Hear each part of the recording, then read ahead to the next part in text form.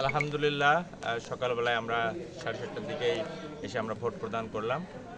শান্ত পরিবেশ, শীতের সকাল, লোকজন আসছে, লাইনে দাঁড়িয়েছে। বিশেষ করে আমরা সকালবেলা এত সকালে যে আমাদের মা বোনদের উপস্থিতি খুবই ভালো লাগছে এবং মানুষ যে দীর্ঘদিন ভোট দিতে পারে নাই, আজকে যে ভোটের মাধ্যমে তারা প্রমাণ করছে যে এদেশের মানুষ, এদেশের গণতন্ত্র প্রিয় মানুষ এদেশকে কত ভালোবাসে এবং এদেশের মানুষ যে আগামী থেকে এই দেশটাকে একটা উন্নত দেশের দিকে নিয়ে যাবে, সেটা এদেশের মানুষের স্বতঃস্ফূর্ত যে অংশগ্রহণের নির্বাচনে সেটার একটা প্রমাণ করে।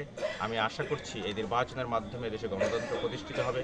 এই গণতন্ত্রকে আর আগামীতে কেউ যাতে নস্যাৎ না করতে পারে, সেই জন্য আমাদের সকল দেশপ্রেমিক মানুষকে সচেতন থাকতে হবে, জাগ্রত থাকতে হবে এবং আমি আশা করছি আজকের ভোট মানুষ, এদেশের মানুষ, বিশেষ করে বাগেরহাট আর কচুয়ার মানুষ জঙ্গিবাদ, সন্ত্রাসবাদ এবং চাঁদাবাজ মুক্ত একটা বাগেরহাট গড়ে তুলবার জন্য তারা ভোটাধিকার প্রয়োগ করবে।